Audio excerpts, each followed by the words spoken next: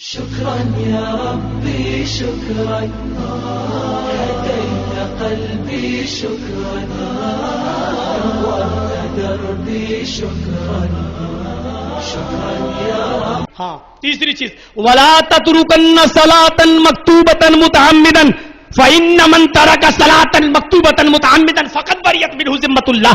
اللہ کے نبی صلی اللہ علیہ وسلم فرماتے ہیں فرض نماز کبھی قصدن جان بوجھ کر مت چھوڑنا، گنجائش مت نکالنا. اہل حدیثو، گنجائش نکالنے میں تم نے سب کے کان پیر ہاتھ کاٹ لیے، سب کو پھیل کر دیا. اللہ کے رسول نے کہا فرض نماز کبھی قصدن مت چھوڑنا. اس کا یہ مطلب نہیں کہ سنتیں چھوڑ دینا. گنجائش اہل حدیث بہت جلدی نکالتے ہیں، یہ کمی ہے اہل حدیثوں کے اندر. یہ نہیں دوسروں میں کمی ہو ہم اس کو بیان کریں، اپنوں میں بھی کمی ہو تو اس کو بھی بیان کرو، یہی انصاف کا تقاضا ہے. بہت گنجائش نکالتے ہیں اہل حدیث. اور ایک نوجوان نے تو جہاں تقریر کر رہا تھا کہ اپنی نظر کسی پر اچانک نظر پڑ جائے تو نظر جھکا لو، تو کہنے لگا مولوی صاحب اگر ایک نظر معاف ہے. ہم نے کہا کہنے لگا اگر نیچے نہ کروں ایک نظر سے دیکھتا رہوں تو. یہ گنجائش نکالنے والے لوگ ہوتے ہیں جو اس طریقے کی حرکتیں کرتے اور مسئلے پوچھتے ہیں. ان کو یہ نہیں معلوم کہ نظر فجاعت کیا ہوتی ہے، اچانک پڑ جائے وہ معاف ہے. اب تو جو بار بار جو ایک ہی نظر کو دیکھ رہا ہے تو یہ اچانک نہیں ہے، یہ جان بوجھ کر دیکھنا ہوا ہے اور یہ معاف نہیں ہے. گنجائش نہیں نکلے گی کہیں. فرمایا فرض نماز قصدن جان بوجھ کر مت چھوڑنا. جماعت کھڑی ہے، باپ بیمار ہے، گاڑی میں باپ کو رکھا جا چکا ہے، ہم باوضو ہیں، جلدی سے جاؤ مسجد میں فرض نماز پڑھ لو اور جلدی سے گاڑی لے کر اپنے باپ کو ہاسپٹل لے جاؤ. سنتیں چھوڑ رہی چھوڑ دو، فرض نماز تو پڑھ لیا. یہ مطلب ہے کہ فرض نماز کبھی کسی بھی حال میں مت چھوڑنا. یعنی اگر کسی مصیبت پریشانی میں اگر سنتیں مؤکدہ چھوٹ رہی ہے تو ایک چھوڑا جا سکتا ہے، لیکن فرض نماز نہیں چھوڑی جا سکتی ہے. فرض نماز کبھی کسی حال میں معاف نہیں ہے. فرض نماز کو ہر حال میں پڑھنا ہے. فرض نماز کو قصدن جان بوجھ کر مت چھوڑنا. آگے کا وبال بتایا فَإِنَّ مَن تَرَكَ الصَّلَاةَ مَكْتُوبَةً مُتَعَمِّدًا فَقَدْ بَرِئَتْ مِنْهُ ذِمَّةُ اللَّهِ. جو فرض نماز قصدن جان بوجھ کر چھوڑے گا اللہ کے اوپر اس کی کوئی ذمہ داری نہیں رہے گی. اللہ اپنی ذمہ داری سے بری ہے. مرو کٹو. جب تم کو اللہ کی فکر نہیں ہے تو اللہ کو تمہاری فکر نہیں ہے. جب تم کو اللہ کا خیال نہیں ہے تو اللہ کو تمہارا خیال نہیں ہے. مرو کٹو. تم آسام میں بھی کاٹے جاؤ گے، برما میں بھی کاٹے جاؤ گے، گجرات میں بھی کاٹے جاؤ گے اور گاجر و مولی سے بری طریقے سے کاٹے جاؤ گے. مولانا جرجیس اصغر علی صاحب، ہم جیسے مہمان آئیں گے تو سلاد بناؤ گے نا، مولی کو دھلو گے، چھلو گے، پھر کاٹو گے. مولی کو پھر بھی دھل لیا جائے گا، صاف کر لیا جائے گا، چھیل لیا جائے گا، پھر کاٹا جائے گا. لیکن جب اللہ کی نافرمانی تم کرو گے، نمازوں کو ترک کرو گے اور جب اللہ کا تمہاری اوپر سے اپنی ذمہ داری کو ہٹا لے گا تو تم گاجر اور مولی سے بھی بری طریقے سے کاٹے جاؤ گے. نہ تم سے مرنے سے پہلے آخری تمنا پوچھی جائے گی، نہ غسل کا موقع دیا جائے گا، نہ طہارت کا موقع دیا جائے گا. جہاں ملے کاٹ دیا جائے گا. اور یہی ہو رہا ہے ہمارے ساتھ. آسام اور برما کے حالات ہماری آنکھوں کے سامنے ہیں. میرے بھائیوں، عراق کے حالات ہمارے سامنے ہیں. امریکہ یہ آپ دیکھ لیجئے، انڈونیشیا کے حالات ہمارے سامنے ہیں. افغانستان کے حالات ہمارے سامنے ہیں. خود پاکستان کے حالات ہمارے سامنے ہیں. یہ تمام حالات پر آپ نظر ڈالیے. کہیں اسی بات کا نتیجہ تو نہیں کہ ہم نے اللہ کی ذمہ داریوں سے سب کو دوش ہم ہو گئے تو اللہ ہماری ذمہ داری سے سب کو دوش ہو گیا. تم اللہ کو بھول جاؤ گے تو اللہ تمہیں بھول جائے گا. یہ تو ہونا ہی تھا. فرض نماز قصدن جان بوجھ کر مت چھوڑو. حضرت قاضی شرح، جن کو حضرت علی نے قاضی بنایا تھا، ایک بار ان کا بیٹا کسی مدرسے میں پڑھتا تھا. بڑا دلچسپ واقعہ ہے. ان کا بیٹا کسی مدرسے میں پڑھتا تھا اور نائی کی دکان پہ چلا گیا بال بنوانے کے لیے. بیٹھ گیا، نمبر لگا تھا. 2-3 لوگوں کے بعد نمبر آیا، اس نے بال کٹوا لیے. بال جب کٹوائے تو عصر کی جماعت نکل گئی. جب مدرسے پہنچا تو دیکھا کہ امام صاحب سلام پھیر چکے تھے. اس نے جلدی سے وضو بنایا اور نماز قضا کر لی. استادوں نے پکڑا، ادھر آؤ، کہاں تھے، جماعت سے نماز کیوں نہیں پڑھی؟ بولا بال بنوانے چلا گیا تھا. کہا اتنے ٹائٹ ٹائم میں، اتنے کم وقت میں تم نے حجامت کیوں بنوائی؟ شیڈیول اتنا ٹائٹ کیوں رکھا تم نے کہ بال بعد میں بنوا لیتے؟ کہا کہ نمبر لگا تھا. کہا کچھ نہیں. کہا استاذوں نے کہا کیا سزا دوں اس کو؟ تو کہا کہ ایسا کرو، قاضی شرح اسی کا باپ تو جج ہے، سب کا فیصلہ کرتا ہے، اسی کی عدالت میں مقدمہ دائر کر دو اس کے بیٹے کا، دیکھیں اپنے بیٹے کے بارے میں کیا فیصلہ کرتا ہے۔ استادوں نے مقدمہ دائر کر دیا باپ کی عدالت میں، قاضی شرح تمہارے بیٹے نے اتنے کم وقت میں بال بنوائے ہیں کہ عصر کی نماز جماعت کے ساتھ نکل گئی، بعد میں اس نے اکیلے پڑھی ہے، بتاؤ کیا سزا دوں تمہارے بیٹے کو؟ آن اسپاٹ فیصلہ۔ ابن قیم نے صفت الصفوہ میں لکھا ہے، ذرا غور کیجئے گا اس واقعے پر۔ قاضی شرح نے فیصلہ کر دیا، اور فیصلہ کیا کیا؟ ایک لیٹر لکھ کے اپنے قاضی کے ہاتھ بھیجا اور ایک موٹا ڈنڈا دے دیا۔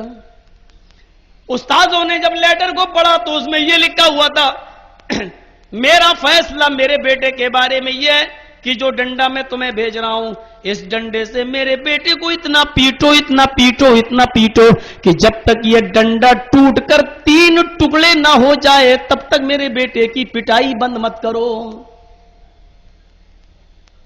یہاں بیٹے کیا نماز پڑھیں گے؟ صبح دیکھ لینا کہ کتنے بیٹوں کے باپ مسجد میں نہیں پہنچے۔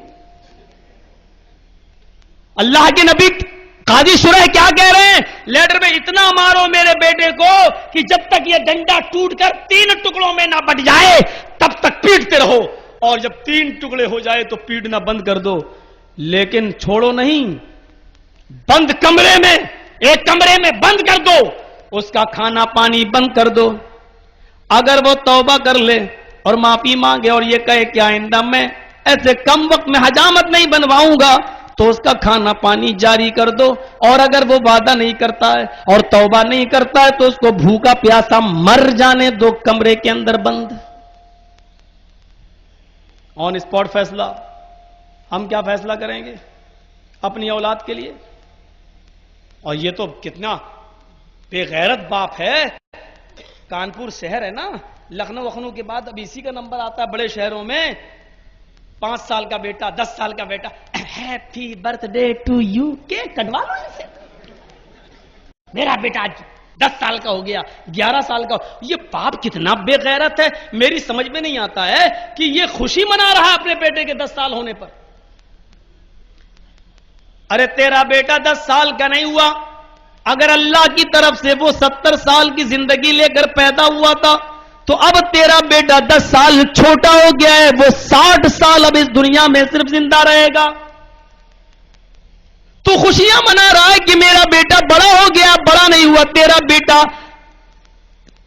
بیٹا 10 سال قبر سے زیادہ قریب ہو گیا ہے، اپنی موت کے قریب ہو گیا ہے۔ کتنا بے وقوف اور پاگل ہے یہ باپ جو اپنے بیٹے کی قبر کے قریب ہونے پر خوشیاں منا رہا ہے۔ کتنا بے غیرت ہے یہ باپ جو اپنے بیٹے کی موت کے قریب ہونے پر خوشیاں منا رہا ہے۔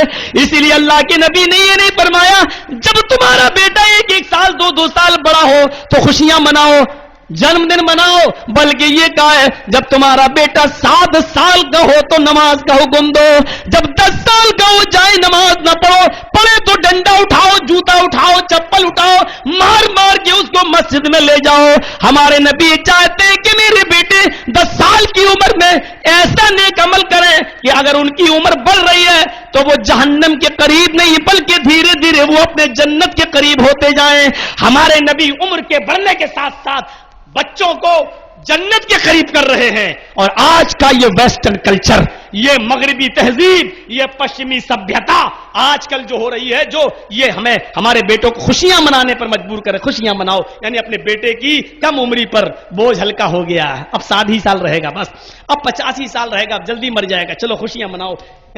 اب یہ بتائیے بڑے بڑے نیتا اور مہا نیتا سب لوگ جنم دن مناتے ہیں، یہ کتنے دن زندہ رہیں گے یہ لوگ؟ اور خوشیاں منا رہے، happy birthday to you, cake کاٹا جاتا ہے، کیک۔ کوئی 80 لاکھ کا کیک کاٹ رہا ہے، کوئی 1 کروڑ کا کیک کاٹ رہا ہے، یہ ہو رہا ہے آج کل۔ تو 3 چیزیں ہو گئیں۔ وَلَا تَتْرُكَنَّ صَلَاةً مَكْتُوبَةً مُتَعَمِّدًا فَإِنَّ مَن تَرَكَ صَلَاةً مَكْتُوبَةً مُتَعَمِّدًا فَقَدْ بَرِئَتْ مِنْهُ ذِمَّةُ اللَّهِ۔ حضرت عمر فاروق نماز پڑھا رہے ہیں، اور نماز پڑھانے کے بعد جب سلام پھیرا، السلام علیکم ورحمۃ اللہ، السلام علیکم ورحمۃ اللہ، جب مقتدیوں کی طرف چہرہ کیا تو کیا دیکھا؟ ایک آدمی کی 1 رکعت فجر کی چھوٹ گئی، وہ پوری کرنے لگا۔ حضرت عمر نے کہا اس آدمی کا نام نوٹ کر لو، 1 رکعت چھوٹی تھی وہ بھی فجر کی، ہمیں تو توفیق ہی نہیں ہوتی ہے، اور ہوتی ہے تو سورج نکلنے کے بعد یا ظہر میں قضا کر لیتے، ملا لیتے، اور عادت بنا لی ہے۔ اس آدمی کی ایک رکعت چھوٹی تھی، ایک ملی تھی، ایک چھوٹ گئی، حضرت عمر نے اپنی پولیس سے خفیہ CID سے کہا اس آدمی کا نام نوٹ کر لو، اس نے کہا نہیں برابر آتا تھا، کہا میں نے کہا نام نوٹ کرو، نام نوٹ کر لیا، باہر آئے، کہا سنو اس آدمی پہ نظر رکھنا، ہو سکتا ہے یہ کل بھی دیر سے آئے اور یہ بھی ہو سکتا کہ پرسوں بھی دیر سے آئے، اگر یہ 3 دن دیر سے آیا تو ہم اس کو وہ سزا دیں گے جو منافقوں کو سزا دیتے ہیں، مرتد کو سزا دیتے ہیں، ہم اس کی گردن کاٹ دیں گے۔ 3 دن دیر سے آئے گا گردن کاٹیں، کیوں؟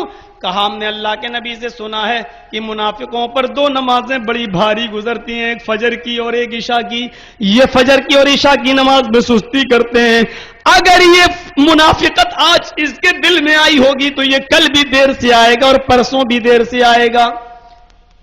CID والا کہنے لگا امیر المومنین پیشاب پائخانہ دنیا کی بہت سی ضرورتیں ہیں، ہو سکتا ہے آج دیر ہو گئی ہو، بیچارے کی آنکھ لگ گئی ہو، یہ برابر آتا ہے۔ کہتے ہیں اللہ کرے کہ وہی ہو جو تم کہہ رہے ہو، لیکن یہ بھی ہو سکتا ہے کہ آج ہی اس کے دل میں شیطان نے گھر کر لیا ہو اور منافقت ڈال دی ہو، اگر منافقت ڈالی ہوگی تو کل بھی دیر سے آئے گا اور پرسوں بھی، اگر کل دیر سے نہیں آئے گا تو چھوڑ دوں گا، اور اگر کل بھی دیر سے آیا اور پرسوں بھی دیر سے آیا تو میں اس کو اس دنیا میں زندہ نہیں رکھوں گا۔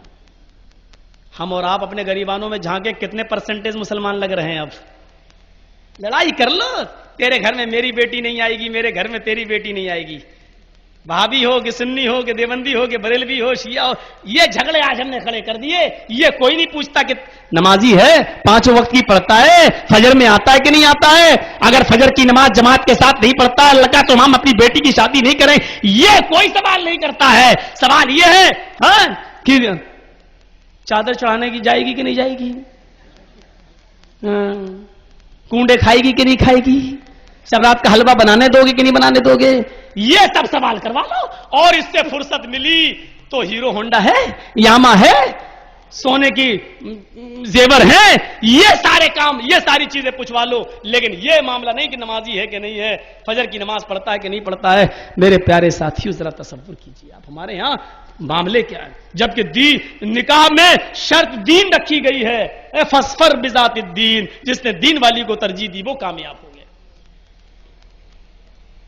تو 3 چیزیں ہو گئی ہیں نماز پابندی کے ساتھ، فرض نماز کبھی مت